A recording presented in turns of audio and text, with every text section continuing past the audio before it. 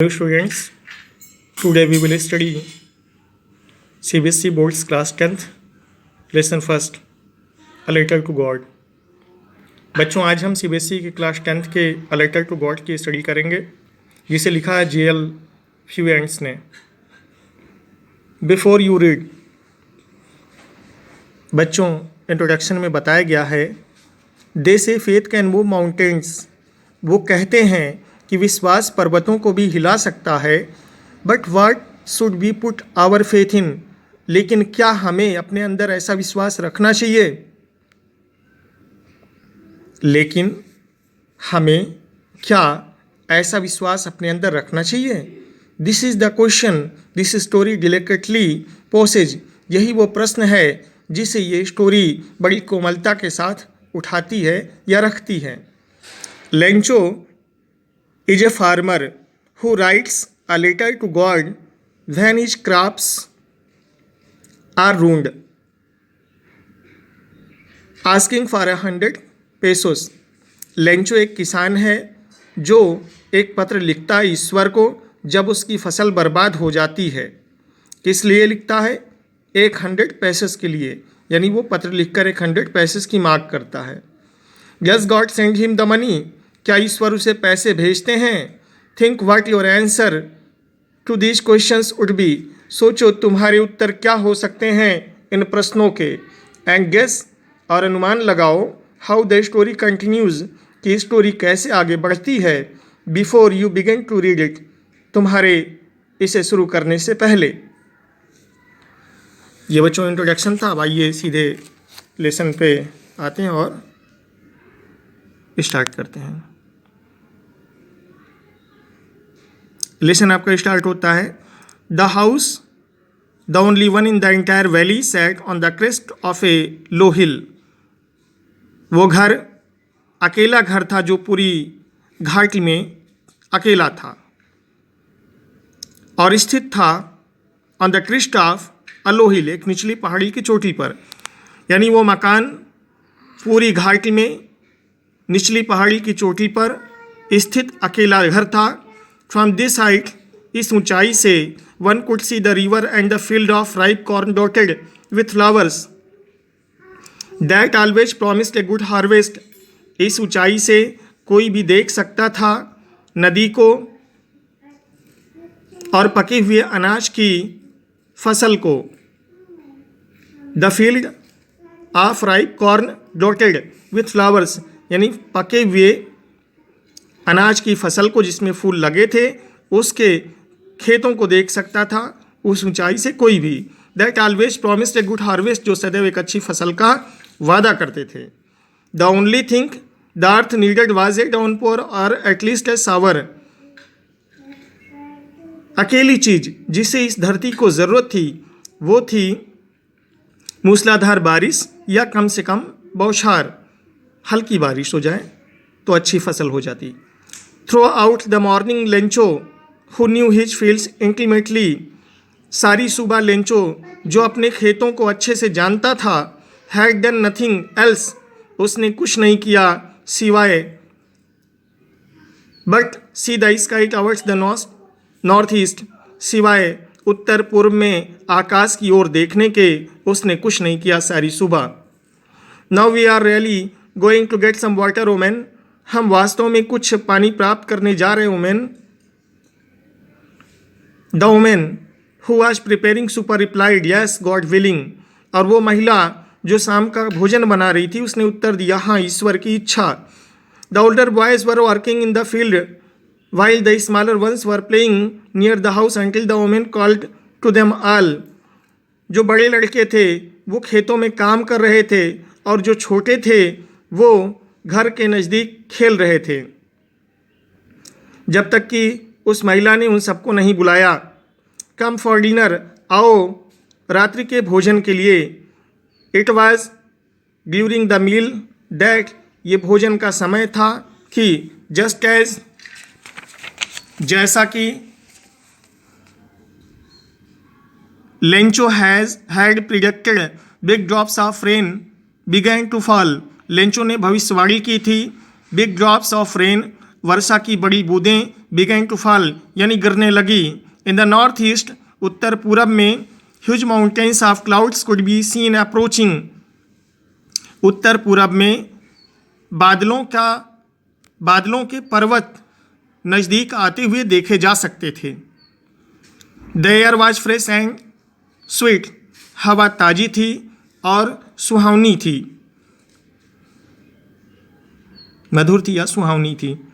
The man went out for no other reason, आदमी बाहर गया किसी दूसरी वजह से नहीं, than to have the pleasure of the feeling of the rain on his body, सिर्फ अपने शरीर पर वर्षा की बूंदों का आनंद लेने के लिए, यानी बारिश का आनंद लेने के लिए वो बाहर गया।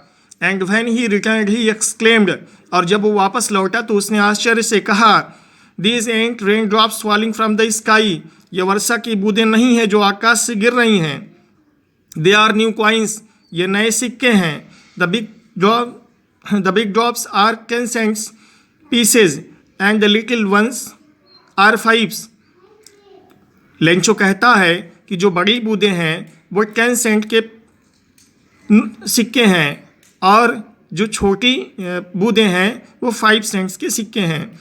With a satisfied expression he regarded the field of ripe corn with its flower, उसने एक संतुष्टि भरी मुद्रा में माना कि जो खेत था उसका जिसमें अनाज लगे हुए थे फूलों के साथ, draped in A curtain of rain, वो ढक गए थे बारिश के पर्दों से, यानी बारिश ने उन्हें पूरी तरह ढक दिया था। But suddenly a strong wind began to blow, लेकिन अचानक ही एक तेज हवा बहने लगी।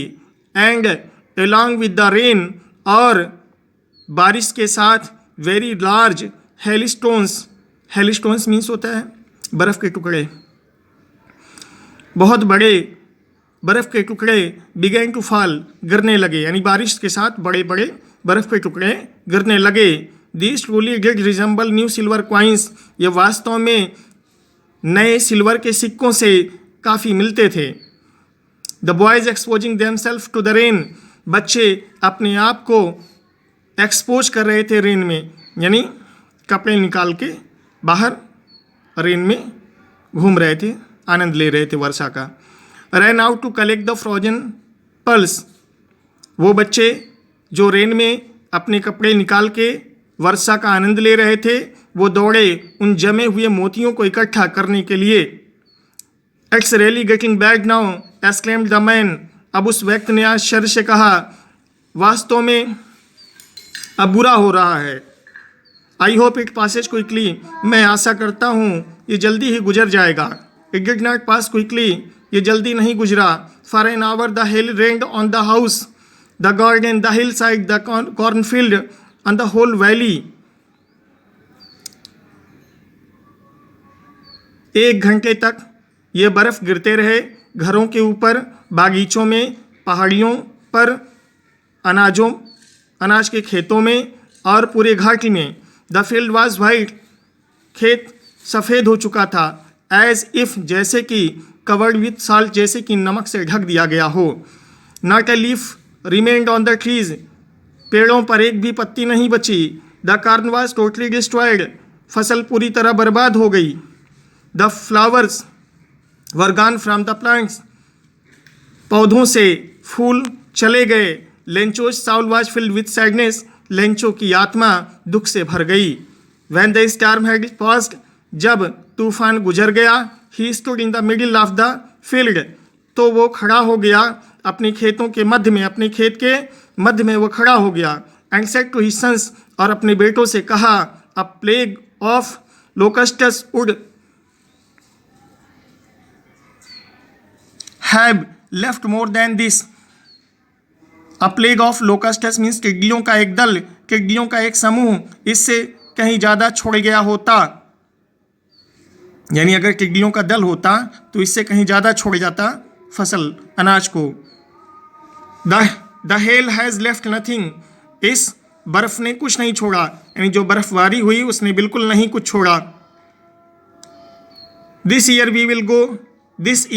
We will have no corn, इस साल हमारे पास कोई फसल नहीं होगी। कोई अनाज नहीं होगा, we will have no corn, यानी बिल्कुल हमारे पास अनाज नहीं होगा इस साल। That night was a sorrowful one, वो रात दुख भरी रात थी, वो रात एक दुख भरी रात थी। All our work for nothing, हमारा सारा कार्य बेकार। All our work for nothing यानी हमारा सारा कार्य बेकार हो चुका था। There's no one who can help us, यानी there was no one who can help us, there is no one who can, there no one who can help us, यानी कोई ऐसा नहीं था जो हमारी मदद कर सकता है, कोई ऐसा नहीं है जो हमारी मदद कर सकता है। Will go hungry this year, हम इस साल भूखे रहना होगा। बच्चों इन 4 लाइनों में बताया गया कि वो रात एक दुख भरी रात थी, हमारा सारा कार्य बेकार हो चुका था और कोई ऐसा नहीं है जो हमारी मदद कर सके। We will all go hungry this year, हम इस साल भूखे रहना होगा। बच्चों आपका होमवर्क है जिसे आपको करना है। What did Lencho hope for, first question है। सेकंड है why did Lencho say the rain drops were like new coins. Third question how did the rain change what happened to Lencho's field. And fourth question है what were Lencho's feeling when the hail stopped. बच्चों इसको करके आपको दिखाना है। ये आपका homework था। आज के लिए इतना ही। Thank you.